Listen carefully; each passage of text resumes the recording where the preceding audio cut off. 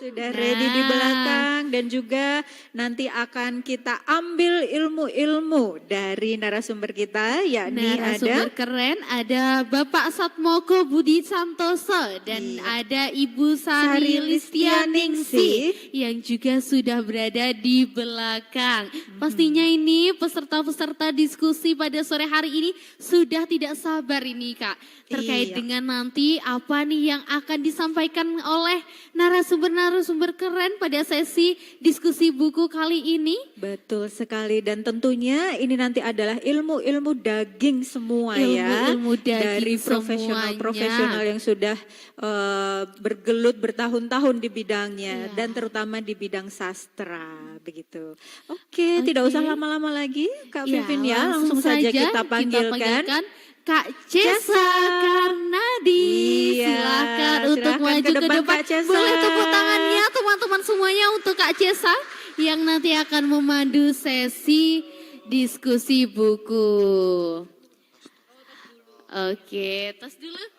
Oke, terima kasih semuanya. Waktu dan tempat kami persilahkan kepada Kak Cesa. Terima kasih. Teman-teman, Bapak Ibu hadirin, apa kabar? Sehat? Ngantuk-ngantuk? Enggak ya. Baik, terima kasih sebelumnya. Assalamualaikum warahmatullahi wabarakatuh. Salam, Om Swastiastu, Namo Buddhaya, salam kebajikan, salam sejahtera untuk kita.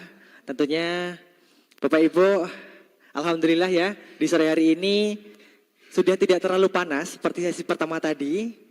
Bapak Ibu sudah hadir meluangkan, kami mengucapkan terima kasih banyak. Dan tentunya pada acara ini tentunya disupport oleh dana keistimewaan yang pada sore hari ini kita akan mengundang narasumber-narasumber untuk membedah sebagian karya peserta Temu Karya Sastra tahun 2025. Untuk itu boleh kita langsung panggilkan narasumber yang pertama kita. Beliau adalah seorang sastrawan. Beliau memiliki beberapa karya, baik itu novel, cerita fiksi, kemudian cerpen, esai dan lain sebagainya. Untuk itu, mari kita sambut bersama narasumber kita. Yang terhormat, Bapak Satmoko Budi Santoso. Boleh tepuk tangan yang meriah. Selamat sore Bapak. Bangga Bapak. Dan tentunya Pak Satmoko tidak hanya sendiri di sore hari ini. Tentu masih ada satu pembicara lagi. Beliau adalah seorang broadcaster. Kemudian beliau juga sudah sejak tahun 1997 telah mengenyami dunia broadcaster ya, di radio sebagai penyiar. Kemudian beliau juga beberapa kali mendapatkan kesempatan sebagai juri di kompetisi bahasa dan sastra yang diadakan oleh Kundo Kebudayaan Daerah Istimewa Yogyakarta. Untuk itu, mari kita sambut bersama dan kita undang bersama Ibu Sari Listianingsih Hartiningrum. Boleh tepuk tangan yang meriah untuk Ibu Sari.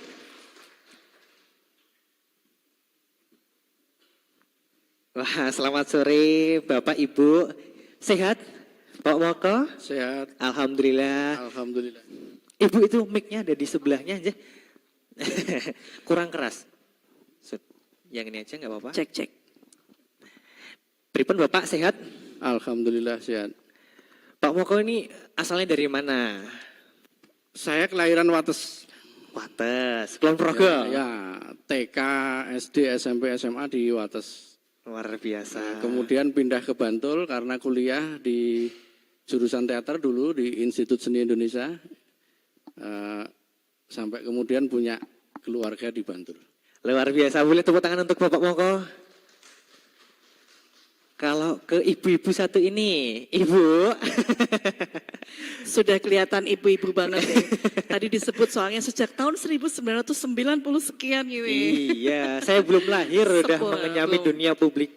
Mungkin orang tuanya belum menikah juga waktu itu. Semoga udah ya. Ibu, Iya. ini asalnya dari mana?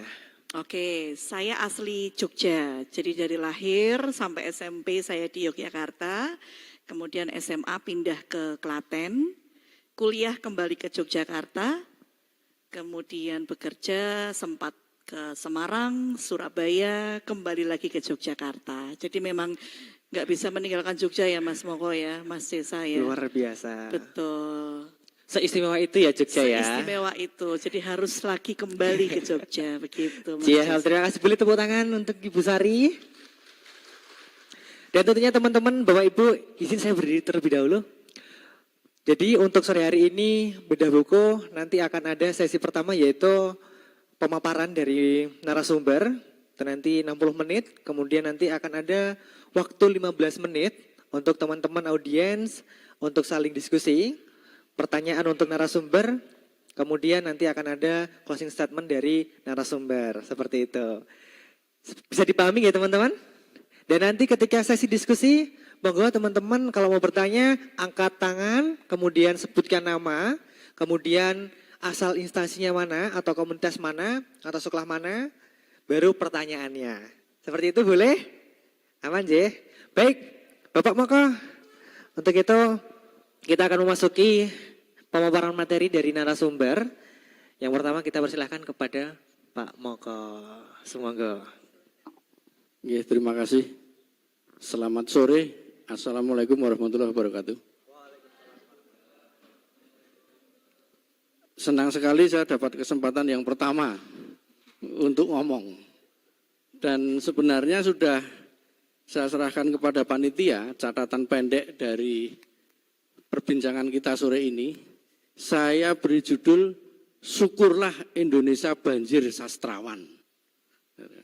Seperti tajuk acara kita sore ini, panen sastra, itu saya cukup senang bahwa belakangan ini memang Indonesia banjir sastrawan. Ini bukan perkataan heboh sebenarnya ya. Bukan mengada-ada, tapi faktanya memang begitu. Di sini pun sore ini begitu. Anda bisa melihat buku-buku karya sastra yang ada di luar sana. Yang menunjukkan bahwa Indonesia, Yogyakarta khususnya banjir sastrawan. Nah, belum lama Pusat Dokumentasi Sastra HB Yasin itu juga menyelenggarakan lomba cerpen internasional. Dan ketika saya intip di medsos itu, ketika sudah mau ditutup ya, penyerahan naskahnya itu yang mengonfirmasi pengiriman sudah 9.914 orang. Wah, ini kan luar biasa toh, sing blenger jurine. Tapi di tengah situasi yang menggembirakan itu, saya juga malah tertantang sendiri gitu loh. Mohon maaf ya, sejujurnya menulis sendiri atau dibantu oleh akal imitasi. Nah itu. Sesungguhnya merupakan olahan dari gagasan yang kemudian diekspresikan dalam bentuk tulisan atau malah justru dibuatkan oleh artificial intelligence. Nah, dari sini kemudian saya malah jadi mengada-ada sendiri gitu loh. Mudah-mudahan dari teman-teman remaja pemuda Indonesia di Yogyakarta juga yang kemudian menggeluti dunia sastra ini, itu benar-benar mempertaruhkan kualitas karya dengan tidak dibuatkan oleh AI. Harapan saya itu. Jadi AI itu hanya untuk membantu merangsang ide-ide tertentu muncul. Tetapi tidak untuk membuatkan karya itu sendiri. Gitu loh. Ini perlu saya tegaskan karena saya patut bercuriga.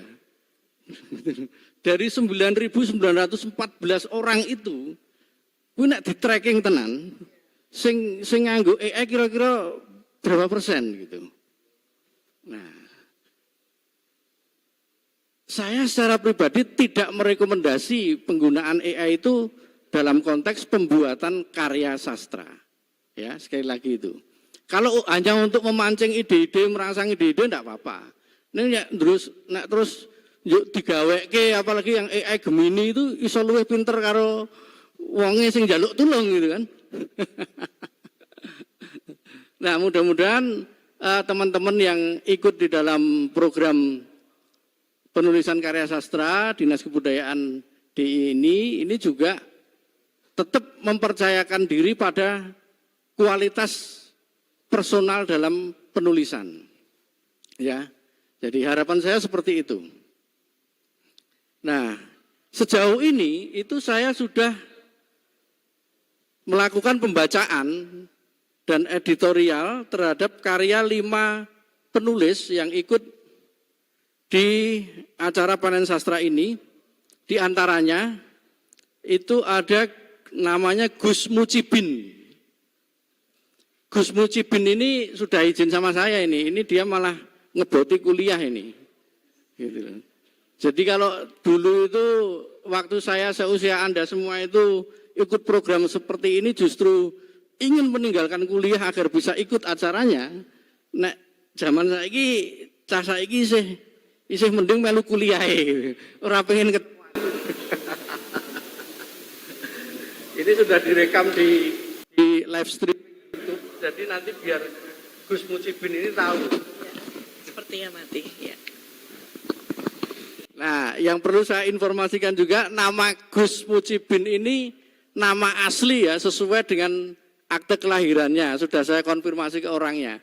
Jadi nama Gus Mucibin itu bukan nama ingin populer, ingin tenar gitu loh. Terus depannya pakai Gus, bukan begitu. Ternyata nama aslinya di aktenya memang Gus Mucibin.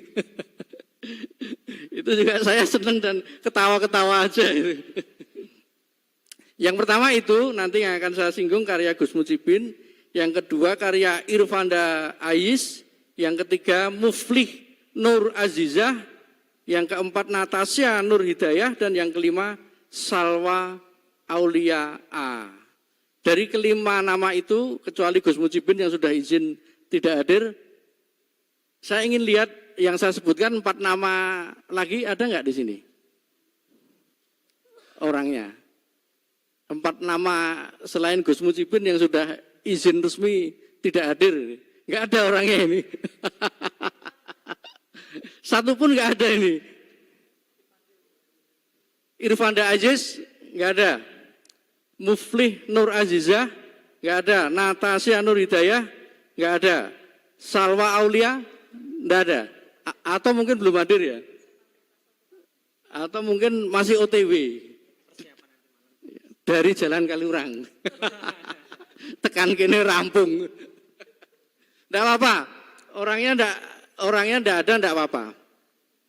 Tetapi kita bisa berbagi pengalaman pembacaan, ya, pengalaman pembacaan terhadap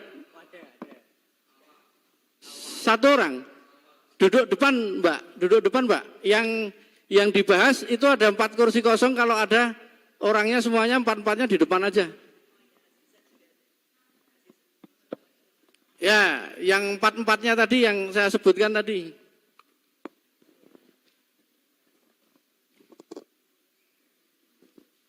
Dua ya, enggak apa-apa. Nah, ini yang pertama, saya coba untuk mengulas karya dari Muflih Nur Azizah. Itu kalau dalam sudut pandang saya, itu apa yang dia tulis itu kebanyakan tentang fiksi sejarah. Ya, fiksi sejarah itu. Misalnya saja dia tulis di situ tentang kisah Geger Spehi. Nanti dicek aja di Google apa itu ya, biar tidak terlalu panjang nanti menjelaskannya. Nah, atau beli bukunya. Gitu. Nah, dia ungkap misalnya tentang Geger Spehi, yang konon membuat banyak naskah kuno keraton Yogyakarta diangkut ke negeri para penjajah. Ya. Nah, penulis kisah ini, Mbak Muflih Nur Azizah, ini kan mengambil angle tentang fiksi sejarah. Tapi menurut saya, apa yang dia kupas itu kebanyakan masih permukaan. Kalau hanya kisah perampasan naskah kuno misalnya, itu kan ya memang disebutkan dalam sejarah seperti itu. Tetapi maksud saya, kenapa tidak misalnya penulis menggunakan sudut pandang yang lebih kritis untuk memberikan informasi kepada pembaca apa saja naskah keraton yang dirampok itu misalnya. Nah, artinya sebelum menulis, si penulis yang bersangkutan ini melakukan riset terlebih dahulu. Itu loh. Ada upaya riset untuk menanyakan kepada misalnya sejarawan ya, sejarawan UGM atau mana aja silahkan yang cukup terpercaya itu, yang mungkin bisa menjelaskan gitu loh. Jadi perampasan-perampasan naskah kuno pada waktu itu misalnya apa saja yang dirampas itu. Dan kenapa itu yang dirampas oleh para penjajah? Apakah mau diadopsi pandangan hidupnya, ideologinya atau apa? Nah, kalau Anda bisa memberikan informasi ini, itu berarti Anda sudah melakukan riset yang bagus. Gitu loh. Jadi tidak hanya menuliskan secara permukaan, tetapi di situ peran penulis juga harus berani melakukan pendalaman materi. Itu loh. Belum lama Kementerian Kebudayaan kan bisa mengambil kembali ya fosil, artefak yang ada di Belanda untuk balik lagi ke Indonesia. Kalau Anda baca berita belum lama kan ada berita seperti itu.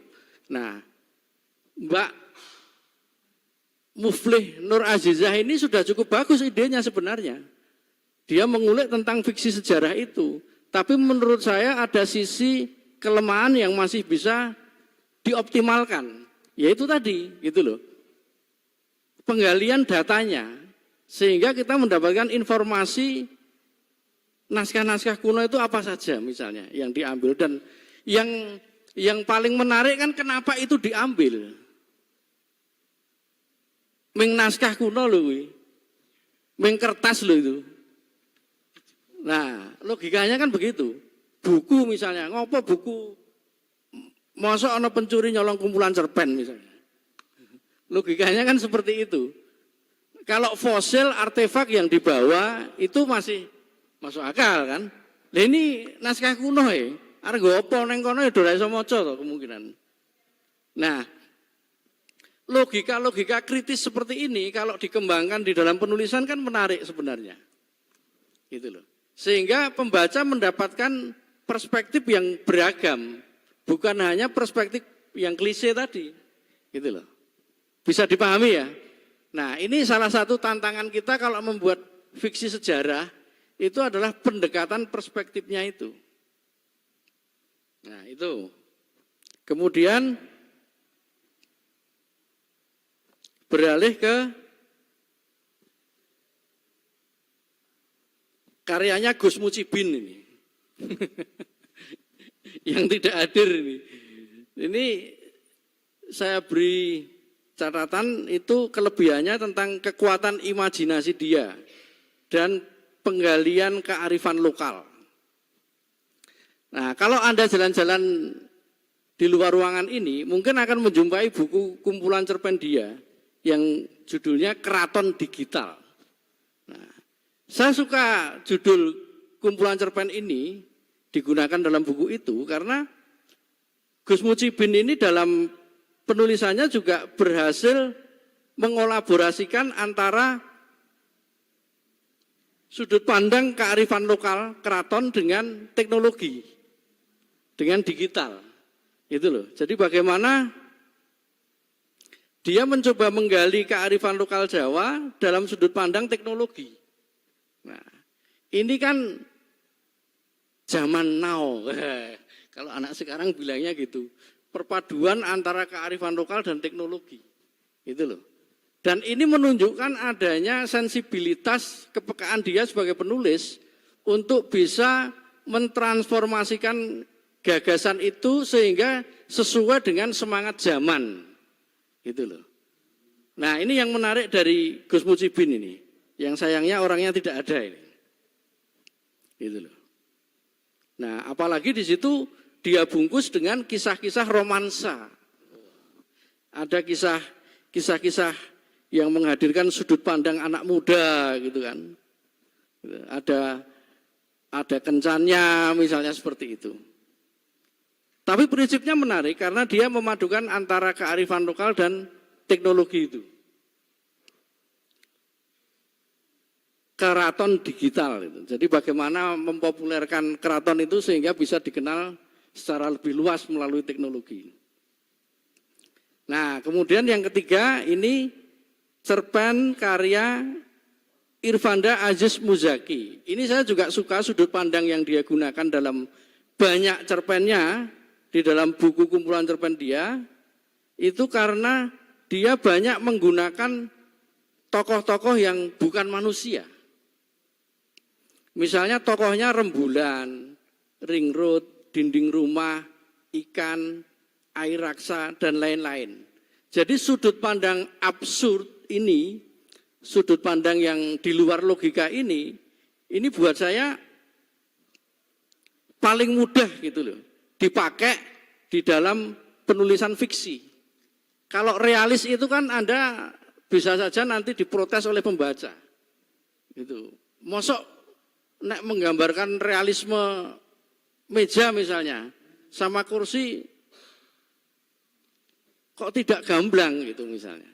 Nah, tapi justru dengan pendekatan absurd atau di luar logika, Anda justru bisa memain-mainkan cerita itu sendiri dan akan jauh dari gugatan pembaca terhadap detail unsur intrinsik maupun ekstrinsik cerita. Gitu loh. Dan paling mudah dalam menulis fiksi itu memang sudut pandangnya absurd. Paling mudah itu. Gitu loh. Nek kita harus menggambarkan wajah tirus pacar ngono kuwi nek realis rak malah kangelan to. Bagaimana menjelaskannya itu? Tapi kalau malah dengan sudut pandang yang absurd itu mungkin karena absurditas itu, karena di luar logika itu malah gampang. Karena fiksi gampang untuk mengada-ada gitu loh. Misalnya dia adalah orang tercantik di kampungku dan aku mengenangnya karena dia pernah datang kepadaku namun dia datang tanpa mata. Misalnya seperti itu. Aku heran ketika menjumpainya dia datang tanpa mata tapi orang-orang di kampungku menganggap dia adalah perempuan tercantik. Nah, itu logikanya kan sudah absurd itu, tapi sebagai sebuah fiksi gampang dimain-mainkan. Dan Anda malah justru jauh dari protes pembaca nantinya. Gitu loh. Karena tidak menuntut adanya detail itu.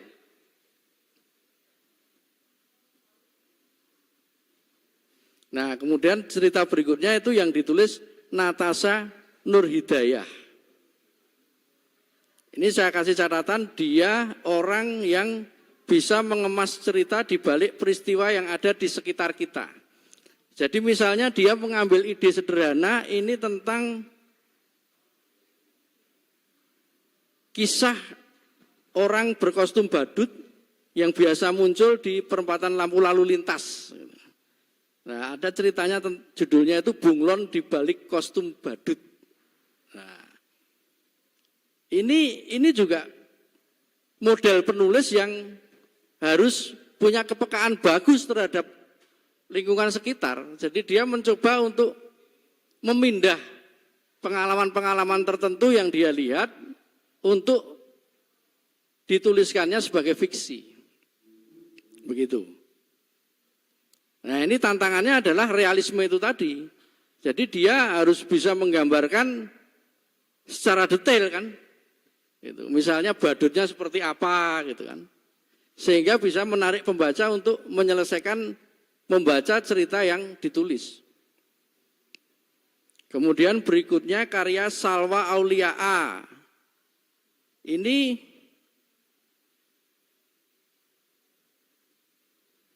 dia sudah berusaha menghadirkan keunikan di dalam cerpen-cerpennya. Nah, ini menunjukkan juga bahwa Salwa cukup peka dalam mengambil ide dari peristiwa sosial yang ada di masyarakat. Jadi kisah tentang pencuri, copet, ritual, budaya, mitos, klenik, kuliner, dan sejenisnya itu dia coba garap menjadi fiksi-fiksi yang menarik gitu. Nah, tantangannya kemudian adalah apakah karya-karya yang seperti itu nantinya akan bisa melampaui karya-karya misalnya mirip punyanya Pak Ahmad Tohari, Hamzat Rangkuti misalnya. Itu yang juga mengambil gagasan dari peristiwa-peristiwa yang ada di lingkungan terdekat kita. Nah, saya kira itu dulu dari saya. Jadi pemancing untuk dialog selanjutnya kepada para penulis dan hadirin nanti. Baik, boleh teman-teman kita kasih aplaus dulu untuk Pak Moko untuk materinya yang luar biasa terkait dengan apa yang Pak Moko ini lihat dari karya-karya teman-teman semuanya. Dan selanjutnya kita akan mendengarkan dan menyimak materi dari ibu kita semuanya. Ibu kita hari ini ya, bukan ibu kita semuanya. Semoga Ibu Sari. Selamat sore. Ya, baik, terima kasih Mas Desa. Sore sekali lagi teman-teman, Bapak Ibu juga. Ini ternyata bukan hanya penikmat sastra, pembaca sastra, penulis juga, bahkan ada orang tuanya penulis juga sudah hadir di sini ya. Boleh tunjuk tangan yang membersamai putra-putrinya? Para orang tua, silakan. Wis, ada Mas Joko. Baik, ya Bapak Ibu yang lain juga tepuk tangan teman-teman untuk Bapak Ibu yang sudah hadir, sudah memberikan semangat untuk putra-putrinya dalam menghasilkan karya-karya luar biasa yang di kesempatan kali ini saya dan juga Mas Moko serta teman-teman lain diberi kesempatan oleh Dinas Kebudayaan atau Kundo Kabudayaan Daerah Istimewa Yogyakarta untuk bisa membersamai anak-anak kita, teman-teman muda kita dalam menghasilkan karya-karya luar biasa. Dari penulisan puisi, kemudian cerpen, ada naskah lakon juga ya Mas Moko ya. Dan ini sangat lengkap dan tidak berhenti di situ. Ternyata teman-teman muda kita ini juga diberi keleluasaan kreativitas untuk menghasilkan yang lebih. Bukan hanya sekedar karya dalam bentuk tulisan, tetapi juga mengaliwahanakan tulisan-tulisan mereka, karya-karya mereka ke dalam media lain, wahana lain, seperti misalnya ada film pendek, kemudian dalam audiobook, ada juga dalam bentuk lukisan atau seni rupa begitu, banyak sekali. Jadi betapa karya sastra yang mungkin kita taunya ya, hanya dalam bentuk tulisan ternyata bisa menjelma ke berbagai medium lain yang bisa diterima di anak-anak atau generasi muda saat ini. Karena kita tahu bahwa tidak kita pungkiri juga ya Mas Moko ya, berkembangnya zaman, berkembangnya teknologi digital itu juga sangat luar biasa. Jadi ada YouTube, kemudian apa itu media-media sosial yang ada, Instagram, TikTok, X dan lain sebagainya. Itu yang semakin hari semakin mewarnai kehidupan kita. Bangun tidur yang dibuka apa dulu teman-teman? Oh, buka mata dulu. Setelah membuka mata, membuka handphone ya kan? Membuka handphone yang dicek apa dulu teman-teman? Chat, WA. Kalau enggak, scroll dulu ya. Katanya biar semangat melek, katanya gitu.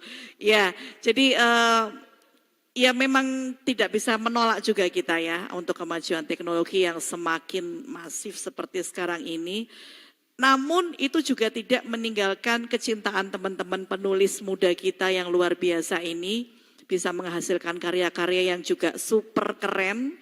Dan mungkin teman-teman, Bapak Ibu bisa melihat nanti di sebelah sini ya, itu karya teman-teman semua dalam bentuk buku, boleh nanti silakan dibeli ya kan.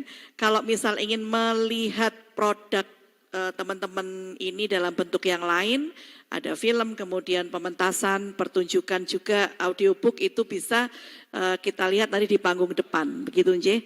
Baik, untuk kali ini saya, kalau tadi Mas Moko juga diberi 5 kesempatan membedah 5 naskah, apa Mas cerpen. Saya kebetulan beragam ini Mas. Jadi saya mendapat 2 naskah cerpen dan juga 3 naskah puisi. Jadi ada 2 cerpen dan 3 puisi. Mungkin saya ingin memanggil dulu teman-teman yang penulisnya apakah ada di sini ya. Kalau ada boleh kita bergabung nanti. Beberapa mungkin saya ingin mintai tolong untuk membacakan karyanya sedikit nanti ya. Yang pertama ada Mas Sofi Ahmad Habibi. Ada? Habibi? Enggak ada ya. Ada Maria Droste Nariswara Wilis Mayaswari. Wilis? Diwakili bapaknya? Ada di luar. Oh ya itu dia anak cantik. Ini kalau yang sepengetahuan saya dari 5 naskah yang saya kurasi atau editori ya, itu Wilis ini paling muda dari 5 penulis karya sastra yang saya sempat baca ini. Wilis adalah yang paling muda karena dia masih kelas 8 SMP. Luar biasa sekali. Kemudian adakah Aulia Nur Hafifah? Aul? Wah, kamu ngumpet di belakang. Maju saja ke depan sini, sebelahnya Salwa. Maju nak. Ya, ini ada Aulia Nur Hafifah, puisi ya. Kemudian Winda Cahyati. Ya, maju juga dong. Ayo Win, maju Win. Masih ada 1 kursi kosong. Puisi juga. Kemudian yang terakhir ada Niken Puji Lestari. Mana Niken? Halo, iya. Duduk di mana ya Niken ya? Oh berdiri saja tidak apa-apa. Oke baik. J. 3-2 kita Mas. Oh ada Aziz di belakang tadi. 3 sama berarti kita impas ya. Ada masing-masing penulis itu dia Aziz di belakang tuh. Sudah make up dia. Ya baik. J. Mungkin yang pertama ada apa dulu nih? Puisi dulu atau cerpen dulu ya? Puisi dulu atau cerpen dulu? Cerpen dulu saja. Ini kebetulan kuliah juga ini sepertinya atau sedang persiapan pentas. Ada Mas Sofi Ahmad Habibi dari cerpen yang berjudul Jumat Malam Hasad dan Dewi. Jadi ketika saya membaca keseluruhan cerpen yang ditulis oleh Sofi Ahmad Habibi ini, hampir semuanya itu bertemakan ini Mas, horor juga.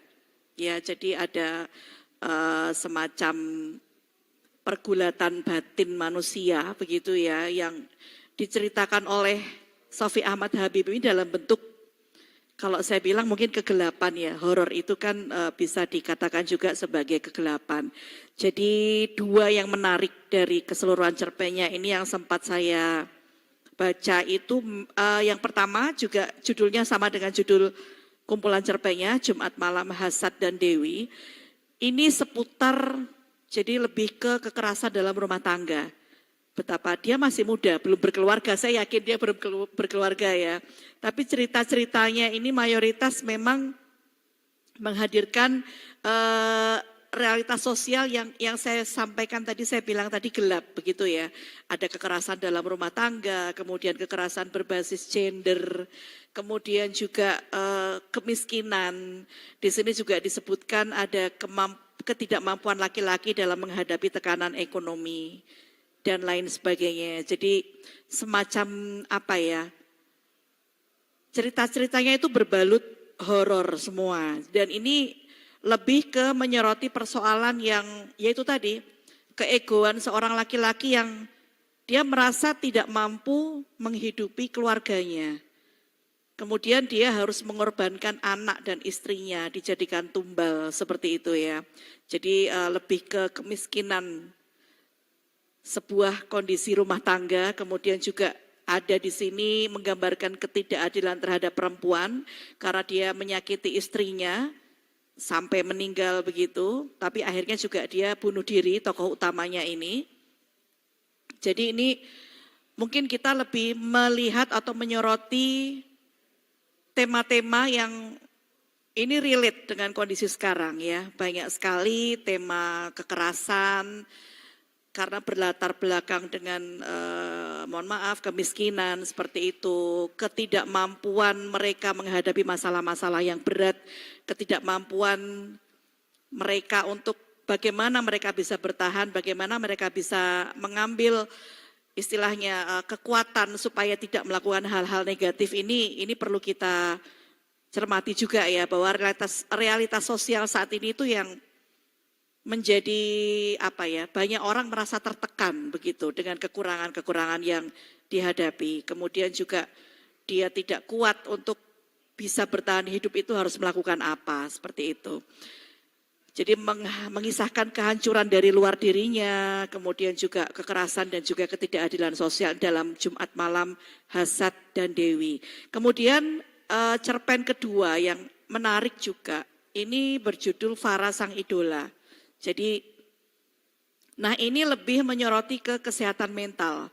Kan teman-teman juga tahu akhir-akhir ini juga banyak sekali lembaga-lembaga, instansi, kemudian juga komunitas-komunitas yang semakin masif pergerakannya untuk menyuarakan bagaimana kita harus bisa mengelola kesehatan mental kita sendiri.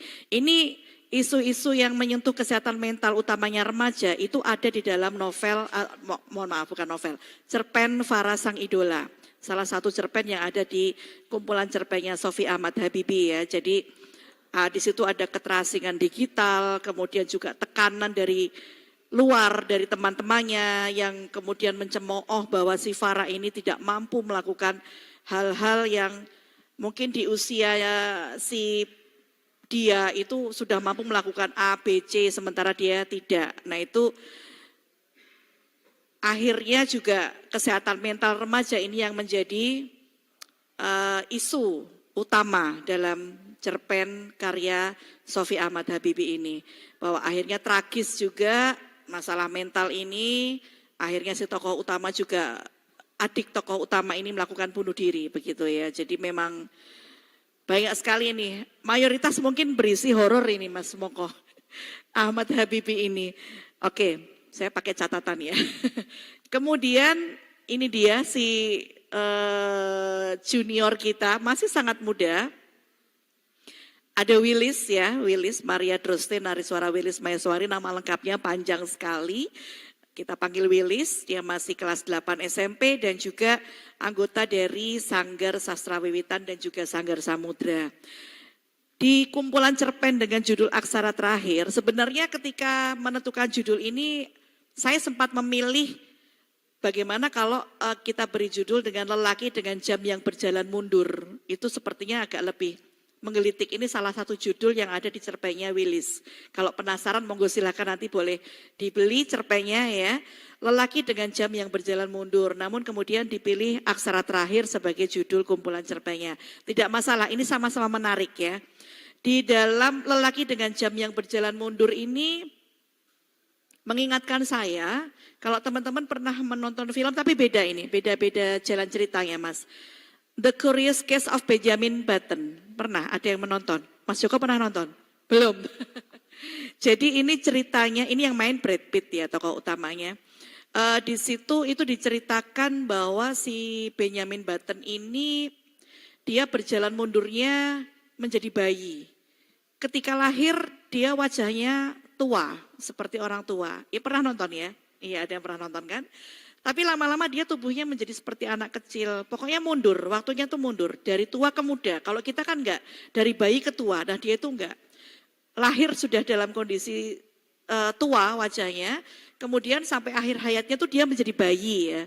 Di usia 84. Namun yang diceritakan oleh Willis ini berbeda. Jadi di sini ada tokoh Arsa namanya. Hidupnya itu mundur. Mundurnya dalam arti begini. Dia adalah simbol manusia yang ingin memperbaiki kesalahan di masa lalu. Jadi beda memang. Cuman ketika saya membaca ini kok kayak Benjamin Button, tapi ternyata beda ya ceritanya. Temanya ini lebih ke penyesalan, kemudian dia juga meminta kesempatan kedua untuk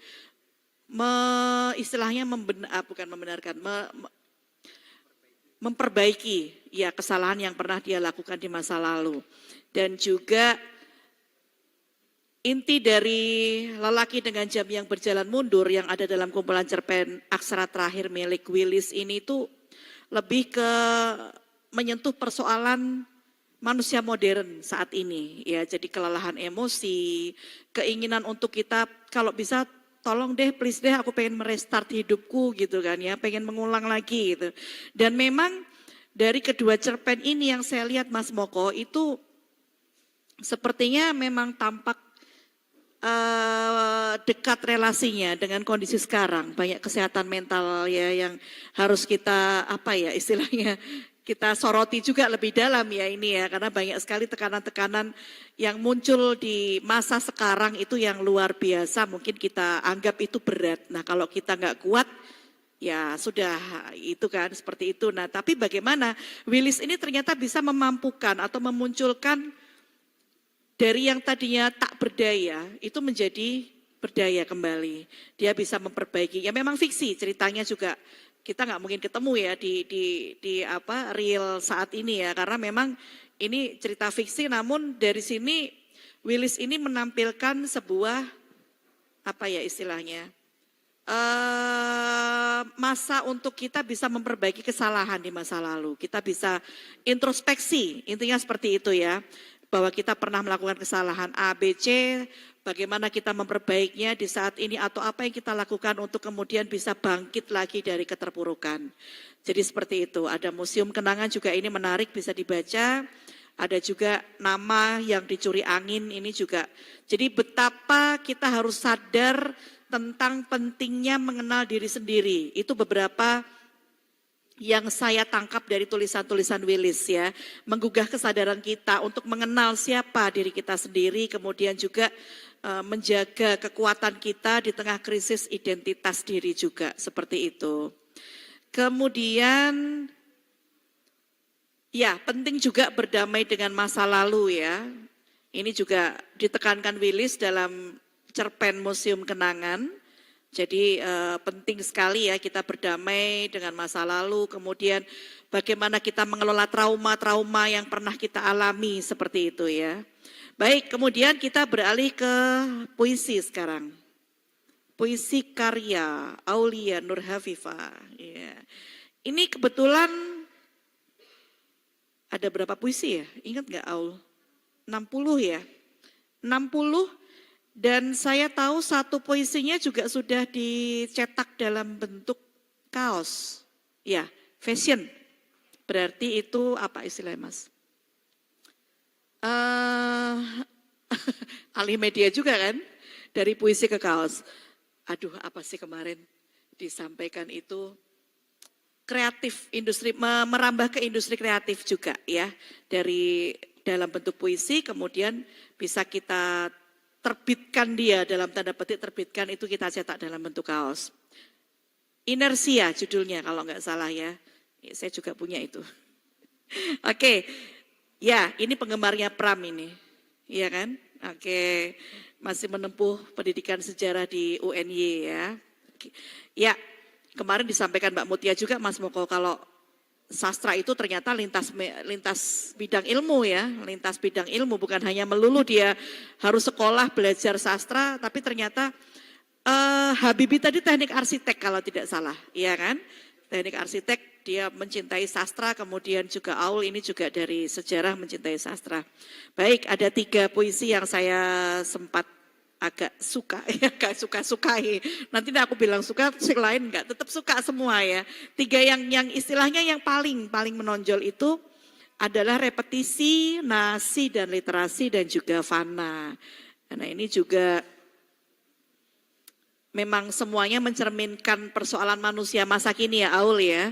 Jadi ada untuk spiritualitas ini ada di dalam repetisi, tentang kebiasaan-kebiasaan manusia, pengulangan kesalahan manusia, tapi kemudian terus mencari ampunan dan makna hidup. Kemudian di puisi yang berjudul Nasi dan Literasi ini juga menyoroti pendidikan, keadilan sosial dan juga kemanusiaan. Puisi ini sepertinya tampak sederhana ya, percakapan anak dan ibu nih tentang hal terpenting di dunia, tapi maknanya besar. Bahwa kelaparan dan kebodohan ini adalah akar dari banyak persoalan manusia. Lagi-lagi tema sosial ya Mas ya, tema yaitu tadi lapar, miskin ya kan, kemudian kesehatan mental. Nah ini banyak sekali yang kita temui di karya teman-teman muda kita saat ini ya.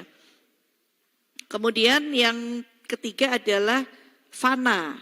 Nah ini juga berhubungan langsung dengan mental health, lagi-lagi mental health ya. Betapa manusia modern saat ini tuh menghadapi dunia yang serba cepat dan menekan begitu ya. Oke, baik beralih lagi. Sebenarnya kalau sastra ini harusnya banyak Mas Moko yang bicara. Saya dari segi media saya janji. Ada Winda Cahyati. Wah ini sangat apa ya, spiritualitasnya sangat tinggi ini Mbak Winda ini ya. Masih kuliah juga di UNY ya. Ya oke. Antologi puisinya berjudul Perjalanan Menujumu. 3 puisi yang saya sorot itu adalah, yang pertama adalah Rapuh, ini juga temanya tentang kesehatan mental dan perjuangan untuk bertahan juga. Bagaimana dia menggambarkan kondisi emosional manusia saat sekarang ini tuh rentan, kemudian juga mudah lelah ya. Dan terus berjuang untuk seakan-akan tuh tampak baik-baik saja ya kan, tersenyum-senyum, tapi sebenarnya mungkin di dalam hatinya tuh sangat hancur begitu ya. Kemudian ada juga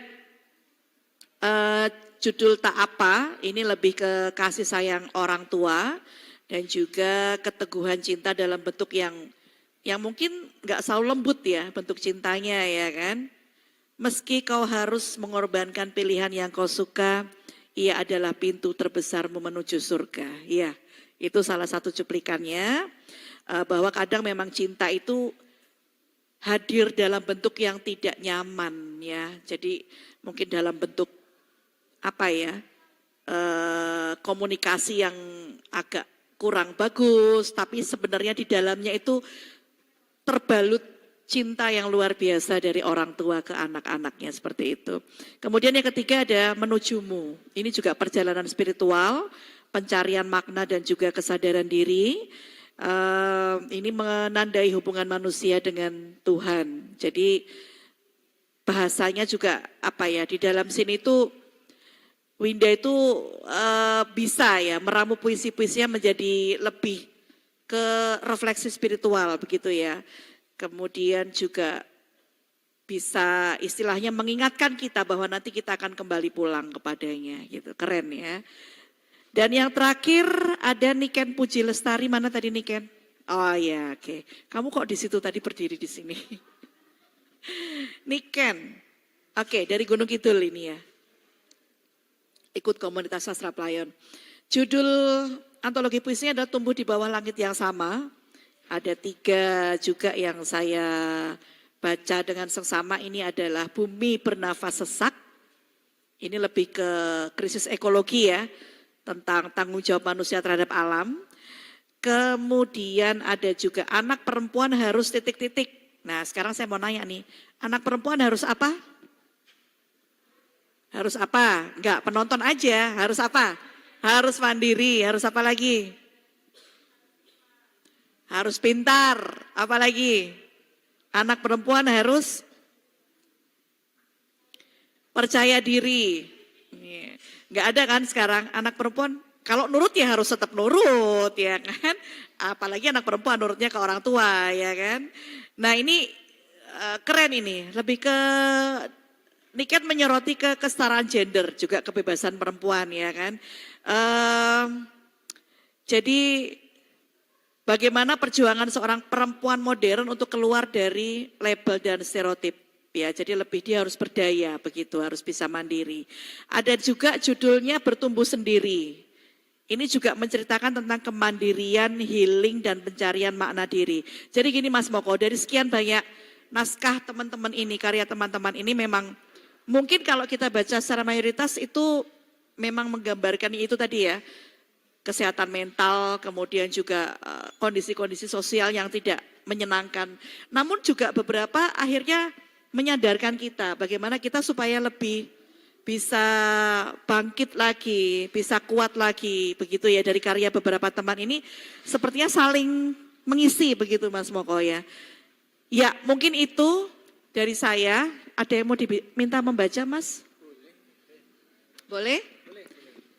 Siapa kira-kira mengajukan diri atau kita panggil? Yang sukarela dulu. Yang sukarela dulu, yang ada di sini. Ada Aul, Niken, Winda, nih yang saya ada 3 nih. Salwa. Oh, dari penonton. Dari penonton aja. Oke. Silakan. Dari penonton saya ambilkan kalau begitu. Ayo siapa yang mau tadi angkat tangan boleh? Ayo boleh. Ya, ayo maju sini. Sini nak. Ya.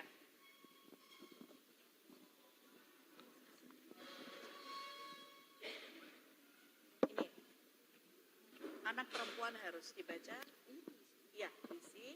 Kemudian dibaca karyanya.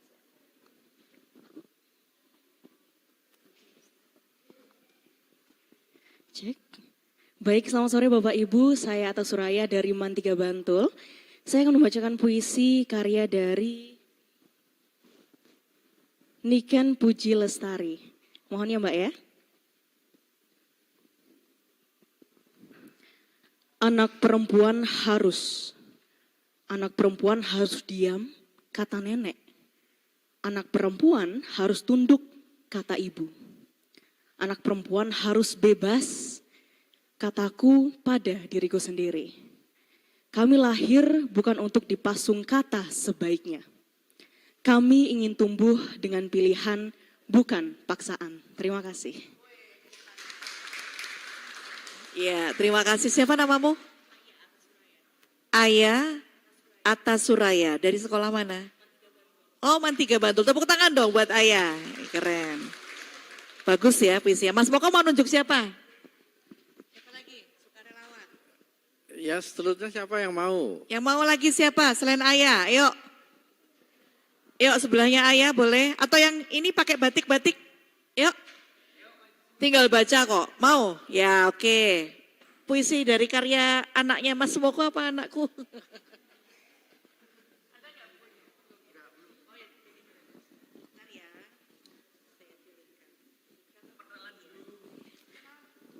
Baik, selamat sore semuanya. Sebelumnya terima kasih untuk waktu dan kesempatannya pada sore hari ini. Perkenalkan nama saya Tiffany Nadia Putri dari SMA Negeri 8 Yogyakarta.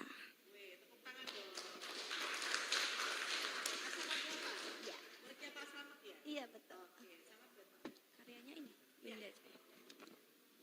Baik, pada sore hari ini saya akan membacakan puisi dengan judul Tak Apa, karya Winda Cahyati.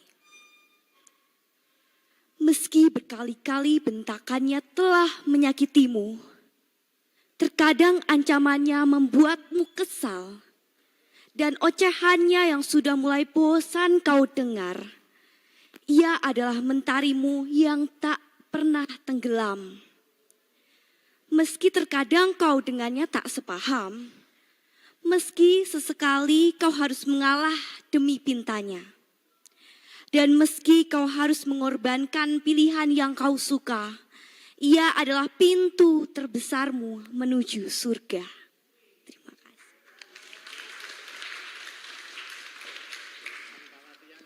Tanpa latihan lo, langsung lo. Sementara kalau baca puisi harus gimana Mas Moko? Harus gimana lo? Biar kita langsung tahu dari sumbernya. Mikrofonnya mana tadi Mas? Kalau baca puisi kan kita harus bisa menginterpretasikan, begitu Harus ya? bisa menginterpretasikan, kemudian mendalami, menjiwai. Yang mengherankan kan tadi tanpa latihan, toh, belum tahu teksnya, kok bisa improve-nya pas gitu loh. Luar biasa, tepuk tangan dong. Ini kecerdasan anak-anak sekarang tuh kayak gitu Mas, ternyata Mas. Satu lagi. Ini tadi Niken sudah, Winda sudah, karya Aul. Yuk satu lagi siapa nih? Langsung saja. Kok aku tadi kok dodolan buku tenan iki. Siapa? Ayo, yang cowok. Boleh baca dulu ya Mas ya, boleh sambil latihan dulu ya. Yuk. Siapa? Ayo, satu lagi. Yang teman-temannya pakai batik, Mas pakai baju coklat. Ayo. Nah, tuh kan harus mau. Ayo, sini. Pakai seragam, ayo Mas, sini Mas, sini. Bisa. Yuk, bisa yuk. Yuk, bisa yuk. Atau sesi tanya jawab dulu. Oh ya, nanti aja. Oh yang punya silakan.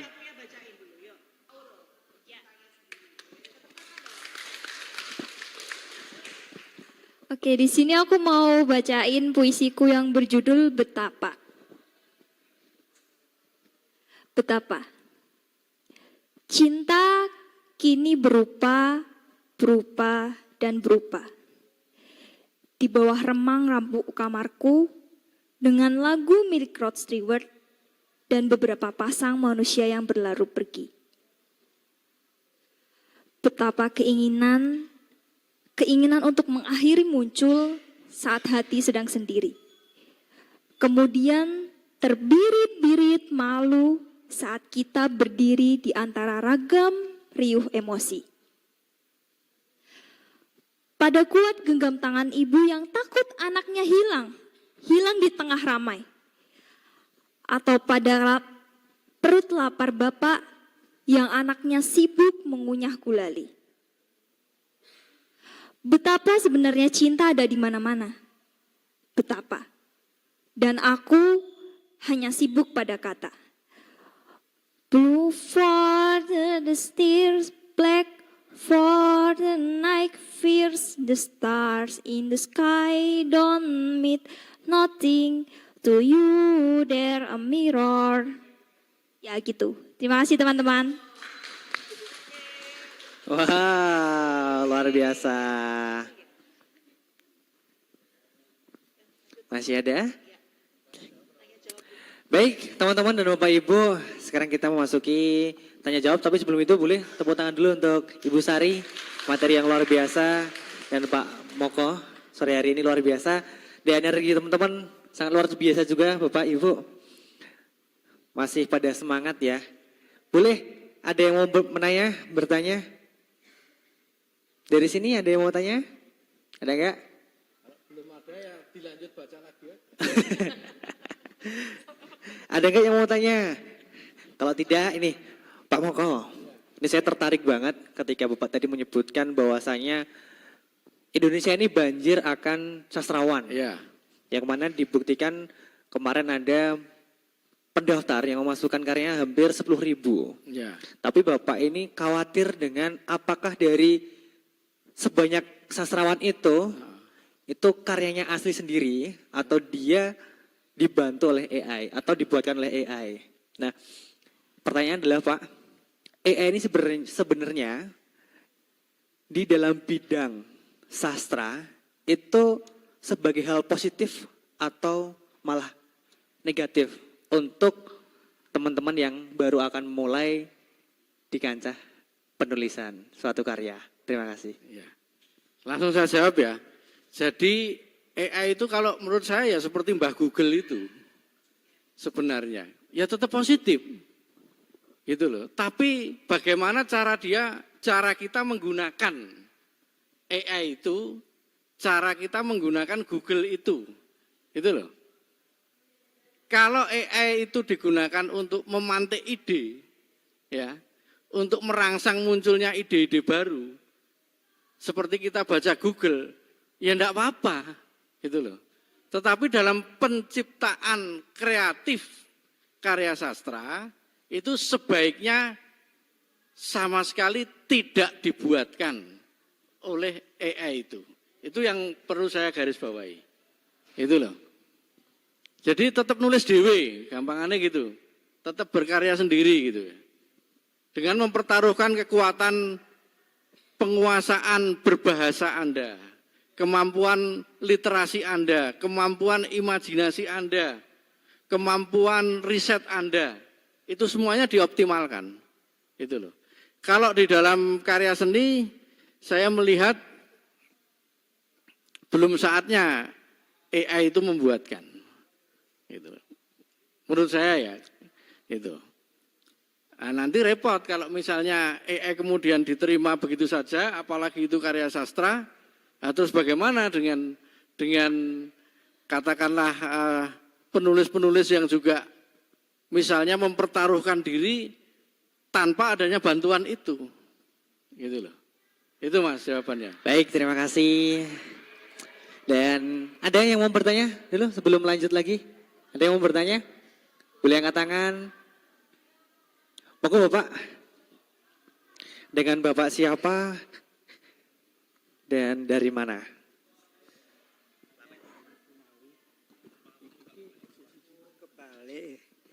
Saya nama Sunawi dari Bantul. Saya merasa suka sudah bisa tahu apa yang dinamakan bedah buku sastra ataukah panen sastra. Di sini merupakan suatu keprihatinan kepada kita. Meskipun panen sastra itu kita merasa suatu hambatan untuk bisa sastra itu, buku sastra itu bisa terbeli. Terus di sini saya sebagai narasumber, saya mau tanya, bagaimana caranya untuk mengembangkan suatu proses dari pembuatan buku dan sebagai narasumber supaya pada mendorong para peserta ini ataukah di luar sana mendorong supaya bisa bikin buku sastra, nanti manfaatnya diterangkan oleh narasumber. Dan ada lagi suatu bagaimana caranya suatu sastra itu memasyarakat ataukah puisi bisa menjadi ajaran budi pekerti di dalam masyarakat. Tentu saja merupakan suatu teknik daripada sang narasumber itu sendiri. Sekian dan bagaimana caranya mencari sebuah judul sebuah puisi ataukah cerita. Biasanya ada suatu problematika yang ada dalam suatu penulisan. Bikin puisi, sudah jadi puisinya, judulnya bisa dicetuskan beberapa hari. Atau bisa sudah jadi novelnya, judulnya masa dipikir. Apakah sebagai dewan juri, umpamanya ada lomba sastra, judul itu berpengaruh pada penilaian. Dikarenakan Mas Moko tadi banyak sekali peminat pada peminat lomba buku sastra yang berwujud puisi maupun cerpen maupun novel. Novel dikaji itu sampai 700 lebih pesertanya, padahal hanya dipilih 8. Sekian yang menjadi pertanyaan saya. Wassalamualaikum.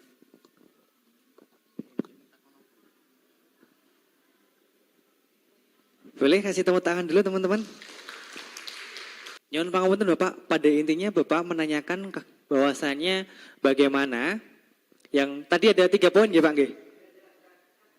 3 poin tentang judul, bagaimana seseorang penulis itu menemukan judul baik untuk karya puisi, cerita dan lain sebagainya.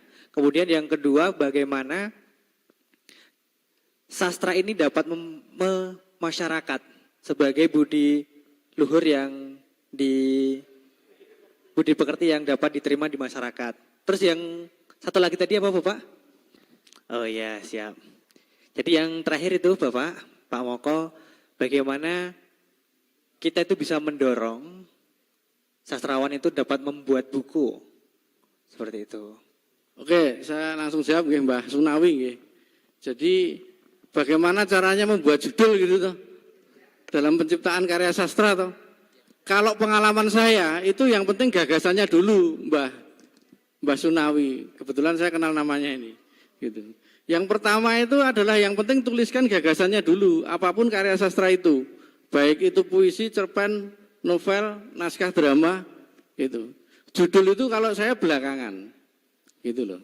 Prinsipnya judul itu adalah jendela dari karya sastra itu sendiri. Nah ini silakan saja gitu loh, dipikirkan enaknya seperti apa. Nah, kalau sastrawan Putu Wijaya itu mempunyai ciri judul-judul karyanya 1 kata. Gitu. Nah kalau misalnya Mbah Sunawi mau 3 kata misalnya cirinya dalam membuat karya sastra, boleh saja gitu. Ya, tinggal bagaimana Anda bisa merangkum karya yang sudah ada itu sehingga terwakili dalam satu jendela judul itu. Nah ini otoritasnya ada pada Mbah Sunawi sendiri. Gitu loh. Tapi kalau proses yang saya jalani adalah seperti itu. Gitu loh. Gitu loh. Kemudian bagaimana karya sastra bisa memasyarakat. Kalau di masa sekarang dengan sendirinya karya sastra itu mudah memasyarakat. Apalagi ada medsos ya. Gitu loh. Apalagi ada medsos gitu. Tanpa kita harus bertendensi punya buku saja. Kita menuliskan apapun sekarang, itu sudah mengajak kebaikan pada orang lain melalui karya itu. Jadi kendala-kendala batasan media segala sekarang kan udah enggak ada. Bahkan ketika Anda menemukan satu kalimat misalnya yang indah dan itu bisa dikembangkan menjadi puisi, satu kalimat yang indah itu Anda bikin kaos tadi itu bisa. Gitu loh. Jadi jangan khawatir bagaimana memasyarakatkan karya sastra gitu. Bentuknya sudah bisa macam-macam sekarang. Daripada kita setiap hari ngonten gosip yang enggak jelas, misalnya setiap hari kalau kita ngonten baca karya puisi kita satu saja, kalau setahun berarti sudah 365 puisi yang kita bacakan. Itu loh. Nah, hal-hal seperti ini kadang juga mengganggu pikiran saya, tetapi saya sendiri mau mengawali juga canggung. Gitu loh. Dan karya sastra itu dengan sendirinya kan menyampaikan kebaikan, ada pesan moral di sana. Sudah pasti, betapapun karya sastra itu disampaikan dengan bahasa yang sarkas, yang kasar, tetapi sesungguhnya kan yang ingin disampaikan adalah pesan moral kebaikan itu sendiri. Kalau ada karya sastra tentang KDRT misalnya, kan bukan mengajarkan untuk KDRT, gitu loh. Tetapi justru kita mengambil hikmah dari kisah yang mudah-mudahan hanya fiktif itu. Gitu. Gitu ya Bang ya. Ada yang belum terjawab enggak?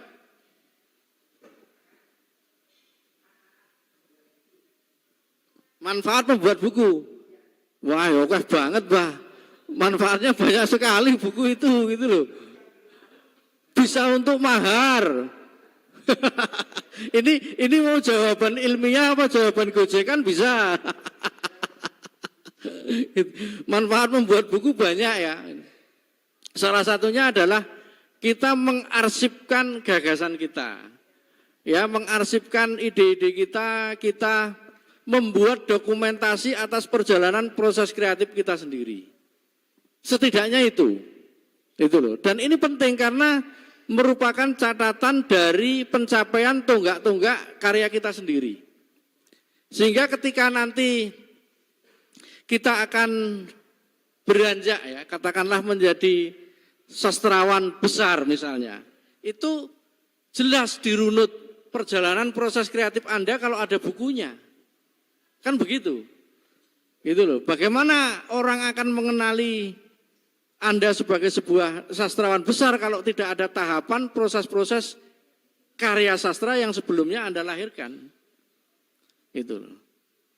Ya itu salah satunya ya. Ya Mbak Sari mungkin akan menambahkan. Mikrofonnya di situ dua, tapi yang satu mati. J. Luar biasa. Tadi memang Mas Moko, jadi sudah disampaikan Mas Moko ya. Karya itu, sebuah tulisan itu bahkan mungkin akan lebih abadi dibanding penulisnya sendiri ya Mas ya. Iya kan? Jadi kita tahu Khairil Anwar, usianya juga beliau sudah tidak ada, tapi betapa karya tulisannya itu sangat abadi di hati kita ya kan. Sampai saat ini bahkan ada yang masih hafal puisinya Karawang Bekasi itu tanpa teks, banyak yang hafal ya. Aku juga itu kan, ya betapa itu tadi memang bagaimana kita bisa membuat sebuah istilahnya monumen karya kita. Bentuk tulisan, entah itu puisi, cerpen, bertahap. Oh ini bisa untuk kenang-kenangan juga. 5-10 tahun lagi mungkin Aul, Salwa, Iza, Winda, Niken, Aziz dan lain sebagainya ini sudah menjadi sastrawan besar. Betapa mereka akan nanti mungkin iki loh buku pertamaku iki loh gitu kan ya. Ada kebanggaan tersendiri. Oh ternyata dulu aku bisa dibilang, wah aku ternyata biar nulisnya cetek banget ya gitu kan. Misalnya seperti itu. Tapi ternyata berkembang semakin baik dan akhirnya menjadi sastrawan yang dikenal oleh seluruh negeri, seantero negeri bahkan ya. Jadi ya itu tadi memang memonumenkan apa ya Mas istilahnya Mas. Mengabadikan karya kita dalam bentuk buku. Bukan hanya bentuk buku juga ya, mungkin Mas Desa, Mas Moko juga teman-teman di sini. Sekarang ini kan banyak platform media digital yang bisa kita gunakan. Betul seperti disampaikan Mas Moko, daripada membuat konten-konten yang tidak jelas, gosip dan lain sebagainya. Cobalah bikin, kita rekam puisi kita jadikan dia podcast, kita jadikan dia audiobook. Dikemas demikian rupa. 1 hari 1 puisi kata Mas Moko. 1 tahun ada 365 puisi, bahkan mungkin bisa lebih. Itu akan luar biasa lagi. Bagaimana kita bisa memonumenkan karya kita bukan hanya dalam bentuk buku, tapi juga dalam bentuk podcast, suara, atau YouTube. Itu bisa dinikmati bahkan oleh seluruh orang di seluruh dunia. Begitu kalau dari saya. Baik, terima kasih. Gimana Mbah? Sudah terjawab? Sudah nih Mbah? Mungkin ada yang lain yang mau bertanya? Ada lagi?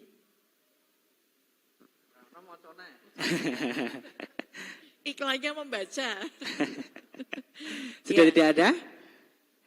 Baik, kalau sudah tidak ada, mungkin closing statement dari Pak Moko dan Ibu Sari aja.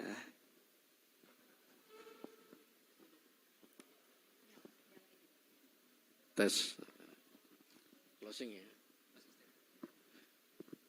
Teruslah menulis gitu aja. Teruslah menulis dengan atau dengan ada AI atau tidak. Gitulah. Intinya itu ya. Yang penting kita terus menulis dan jangan dikalahkan oleh sistem-sistem di luar yang natural, yang motorik yang kita punyai. Kalau saya itu. Nah, jadi itu hanya kawan saja AI itu dan merangsang ide-ide saja intinya itu. Siap, terima kasih. Beli tepuk tangan untuk Pak Moko. Dan selanjutnya, Bu Sari. Oke. Teruslah menulis, saya tambahkan, teruslah tetap membaca, mendengar, melihat dari hati, sampaikan ke pikiran, sampaikan ke tulisan. Oke, itu saja mungkin. Luar biasa. Baik, terima kasih Pak Moko dan Bu Sari. Kita udah, alhamdulillah udah selesai bedah buku pada sore hari ini. Semoga apa yang kita diskusikan di sore hari ini akan bermanfaat bagi kita semua. Amin. Dan semoga menjadi bekal untuk saya, untuk teman-teman, Bapak Ibu ketika setelah dari sini melangkah untuk lebih baik lagi. Amin ya rabbal alamin. Dan tentunya banyak salah dari saya, Jasa Carnadi, dalam memandu jalannya diskusi pada sore hari ini. Saya mohon maaf yang sebesar-besarnya. Saya akan kembalikan ke pembawa acara. Saya akhiri, wassalamualaikum warahmatullahi wabarakatuh. Salam budaya, lestari budayaku. Terima kasih.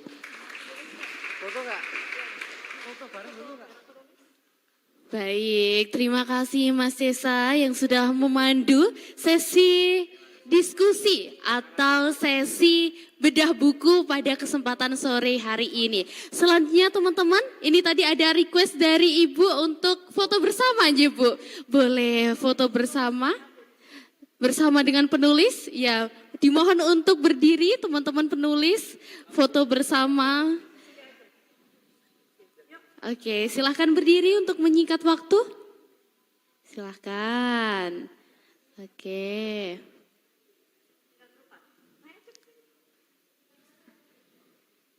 Sudah lengkap ini, Bu? Oke, siap. Ya. Bukunya dipegang, dibawa satu-satu. Silahkan. Ya.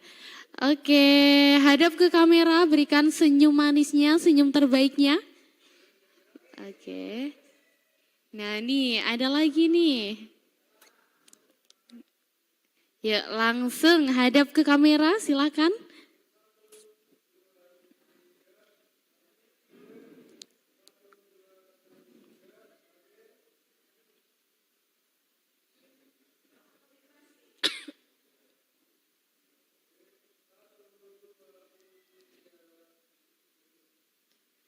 Baik, terima kasih teman-teman penulis. Berikan tepuk tangan yang meriah teman-teman. Oke, silakan bisa kembali ke tempat. Selamat juga untuk teman-teman alumni TKS ya 2025 yang sudah menerbitkan bukunya. Semoga menjadi semangat untuk teman-teman semuanya peserta yang dari sini perwakilan sekolah agar nanti juga bisa menerbitkan buku. Biar nanti juga bisa bukunya dibedah bersama-sama dan tentu saja bermanfaat untuk kita semua.